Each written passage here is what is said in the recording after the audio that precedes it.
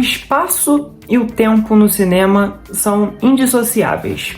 E aqui é muito importante que a gente entenda esse conceito para entender outros sobre o cinema futuramente, como, por exemplo, os seus pensamentos críticos e, por consequência, os seus textos, né? As suas críticas, sua leitura a partir de um filme necessita que você entenda o contexto daquela obra, o sentido que ela tinha no momento em que ela foi produzida. Então, quando eu falo para vocês que toda obra é fruto do seu tempo, significa dizer que toda obra é imersa em um contexto específico. Então, por exemplo, quando a gente pega um filme do cinema mudo, a gente reconhece que aquilo é de um determinado tempo, né? A gente reconhece principalmente pelas limitações técnicas da época mesmo, né? Naquela época a gente ainda não tinha tecnologia que fazia com que as vozes sejam capturadas, então eram usados interlúdios. Hoje, vendo, a gente também consegue perceber a ausência de cores, né? Que é mais uma vez uma limitação técnica da época em que foi produzida. A gente também consegue perceber nitidamente a diferença de proposta mesmo de cada um, né? Porque o gosto é criado pela oferta. Então, aquilo que era ofertado na época, hoje já não é mais. A gente consegue perceber muito bem essa diferença comparando dois filmes do mesmo gênero, mas em tempos diferentes. A gente pode pegar, por exemplo, um filme do Charlie Chaplin, por exemplo, né? Sei lá, Tempos Modernos. Ele fala, claro, sobre uma crítica ali à industrialização e à revolução industrial. Ele usa isso como um artifício de humor.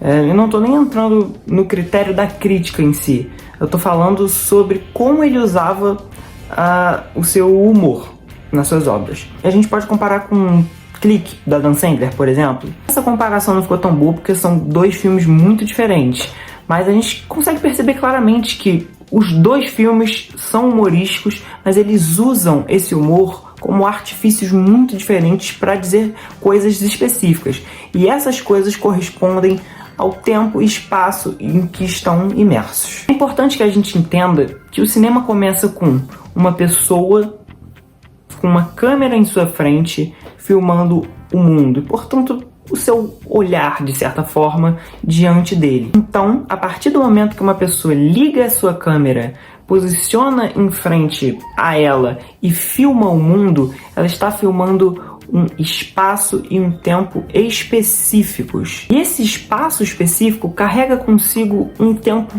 pertencente. Então, assim, por mais atual que aquele filme seja, mesmo sendo antigo, ele sempre será datado, porque ele é imerso em um espaço e um tempo que hoje já não são os mesmos. Existem sim filmes antigos que conversam de certa forma com a atualidade, né, que abordam temas que são muito debatidos hoje em dia. O melhor que o filme seja em suas técnicas ou na universalidade de abordar determinado assunto, né, que para sempre será debatido, ele de certa forma será contido em seu espaço e seu tempo, e portanto em seu contexto. Isso aqui é muito importante falar.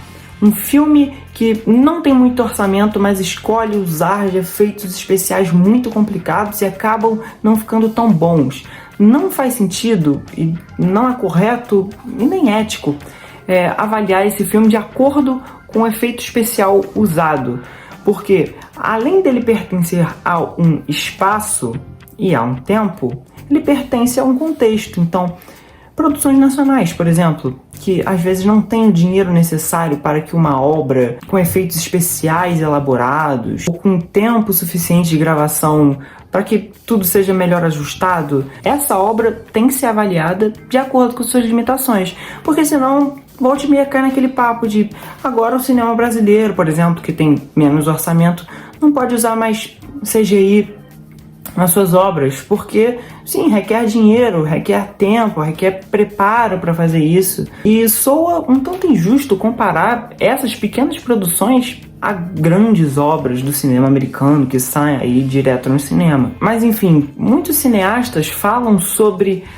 como a gente pode manipular esse tempo, e não para que o filme pareça ser feito em outro tempo, mas, por exemplo, em 2001, Uma Odisseia no Espaço, O Kubrick transita entre Idade das Pedras até viagens espaciais muito tecnológicas. A Maya Deren, por exemplo, que é uma cineasta que eu gosto muito, ela fala, né, sobre essa capacidade de manipular o imediato e, portanto, o espaço e tempo de determinada obra. A gente tem a história, o tempo do acontecimento e a narrativa. O processo de dizer daquela história o interesse para ser contada. Por isso que Star Wars, por exemplo, se passa em uma galáxia muito diferente, né? Que no caso é o espaço, em um tempo muito diferente, com uma tecnologia que a gente jamais viu, e vários anos se passam em um único filme de 2 horas. E no plano, o tempo e o espaço são justapostos.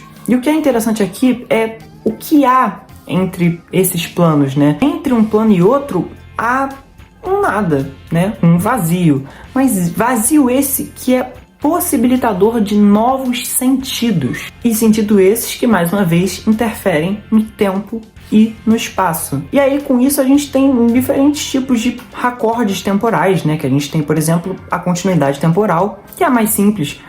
Entre um plano e outro, a gente percebe essa continuidade, essa transição de um plano de outro sugere a gente que é um acontecimento contínuo. Existe a elipse mensurável, né, que é quando o espectador precisa mensurar o tanto de tempo que se passou entre um plano e outro. E existem racordes em que a história é voltada para o passado e voltada tanto que a gente não consegue mensurar o quanto tempo que passou. E existe continuidade espacial, inclusive, né? Fazendo aqui um paralelo com o tempo e espaço em relação a produzir filmes, é muito usado também nas próprias obras, em que a gente mensura, nesse caso, que o plano A e B tem uma continuidade de espaço, mas às vezes não de tempo. E claro que existem outros em relação ao direcionamento de olhar, por exemplo, e aí vai de cada diretor. Mas são coisas que a gente se acostuma assistindo, mas muitas vezes não conhece, então vira uma coisa meio que automática. E é muito importante,